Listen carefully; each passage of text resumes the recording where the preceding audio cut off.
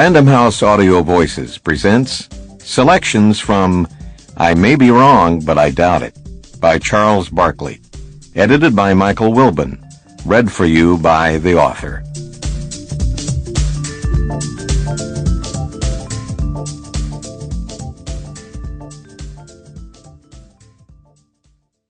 What's really on my mind? I May Be Wrong, But I Doubt It isn't a basketball book.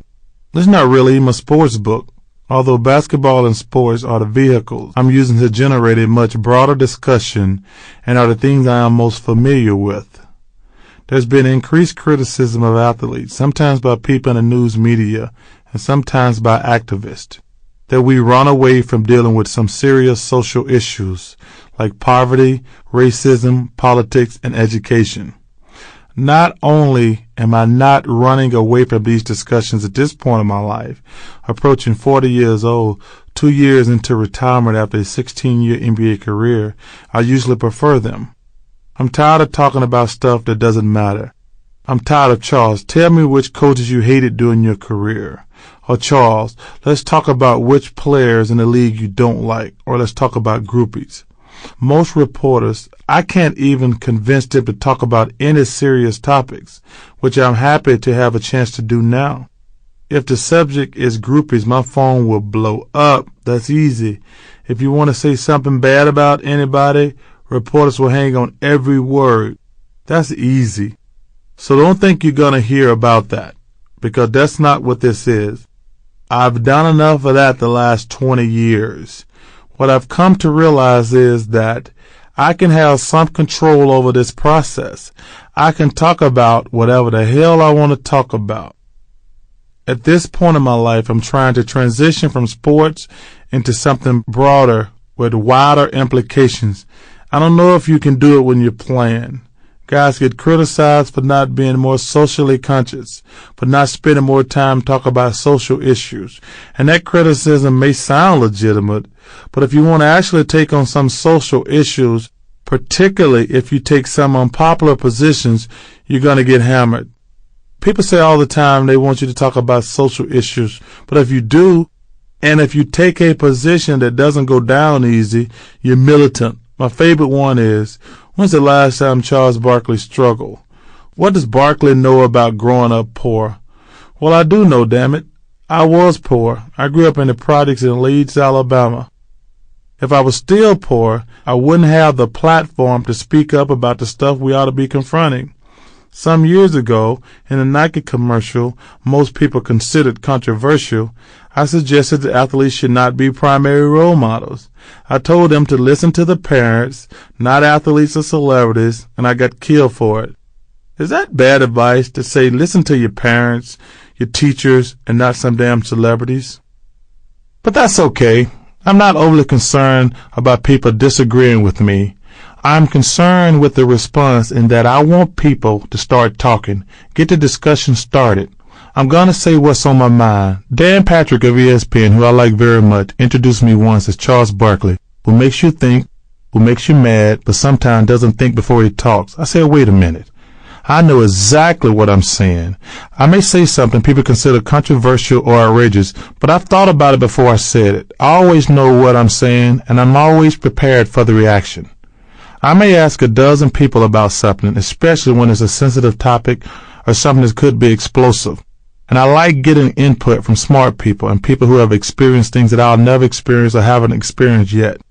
But ultimately, I'm going to make up my mind and say what I feel. Saying something just for the hell of it isn't worth anything, because unless you provoke some conversation, what you're saying is irrelevant. Just because I say something and get a strong reaction or a negative reaction from somebody doesn't mean I didn't anticipate it. I don't like getting caught off guard. Hell, a lot of times I know exactly what's coming. I say it anyway because it needs to be said, or I need to be confrontational on a certain issue. But I've thought about it, trust me. And I also know what people think. Charles is just saying that to get attention. And yes, there are times I'll say something crazy or silly, because I'm not going to be serious all the damn time. And other times, the way to make an important point is by using humor. When you read my comments and interviews, it's not like I'm seeking attention. Somebody asked me to sit and talk about something. I didn't go to some publication or network and say, hey, I got some shit to say. They call and ask me to talk about a number of issues. I've started telling people, don't ask me if you don't want to hear what's really on my mind or what I feel is the truth about a subject. Is it okay to express myself as long as I say what somebody hopes I'll say? You think I'm going to say something I don't feel or just tell people something they want to hear? In March of 2002, I did a piece for Sports Illustrated with the magazine longtime basketball writer Jack McCallum, and immediately after it ran, I must have had 200 people come up to me and start to tell me their opinions, what they liked and what they didn't like. Some people who said they didn't even subscribe to Sports Illustrated said they picked up the issue and read the piece. Most of the media reaction to it had to do with my opinions about Augusta National changing the course and why I thought they were targeting Tiger Woods. A lot of people come up to me and say they disagreed with me about that and what I said about Augusta National. But I didn't have anybody say to me they disliked the things I discussed in the piece. I would say to almost all of them, okay, you disagree with my view on Tiger and Augusta, that's cool. But what did you think about the entire article? See, it wasn't as important for them to agree with me as to get whoever read it engaged in some sort of discussion or debate about the bigger picture.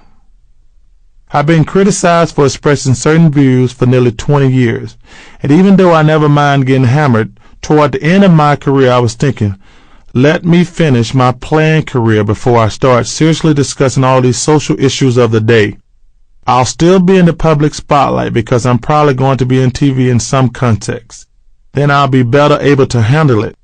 The more serious the subject matter, the more time you need to spend thinking about it, and harder people come at you if they disagree. As I said, I don't have any problem with people who disagree with me because the real reason you take on serious social issues is to get some dialogue started on difficult and sensitive topics.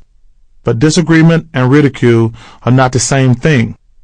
Another reason I'm looking at this transition is I don't know that you can give full attention to subjects as serious and sensitive as race and the economy and education, then just shift into doing all sports.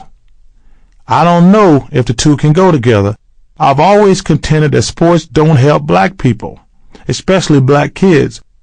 We don't own any of the franchises, don't run any leagues, barely run any teams. You talk to these kids and all they want to do is talk about sports, and I guess they don't realize how little other than playing sports black people have to do with the industry. But all they want to do is play sports. Playing sports is fine, but too often that's all they want to do.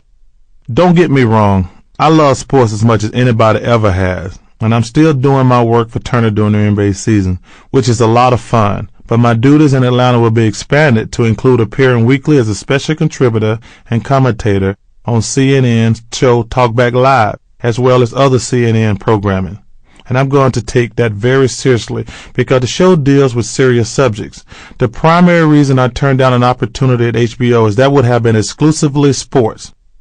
It was a damn attractive situation. I would have worked on HBO's Inside the NFL, not with football analysis, because they have former NFL players and coaches who already do a great job of that, but doing interviews. I think I would have liked it. But I need to transition because there are so many things people don't want to talk about or think about, things I think I can get them to think about. Most of the reporters who ask me questions are white. Almost all are doing well financially. Most don't want to talk with me, a person they see involved only in the industry of sports, about issues of concern for black, Hispanic, and poor white people. I don't think they see the stuff as something they can sell to their readers or viewers. How is it possible that 80% or more of the NBA is black and there are still so few black writers covering the league? How is that? How many black writers cover the NFL? It's still a handful from the conversation I had with my friends in the media. It's a travesty. I know writers and broadcasters from all over the country. I know it's a more diverse group now than it has ever been, and that's really sad because it's still bad. I know a lot of white reporters who are real nice guys and very good at what they do, but many of them just don't care about the stuff, and others don't get it. And when the reporter does care, I know that for a fact that sometimes the boss, editor, producer, or whoever doesn't give a damn and figures the readers don't care. You think the people reading the sports section really give a shit about poor people issues? Sample complete. Ready to continue?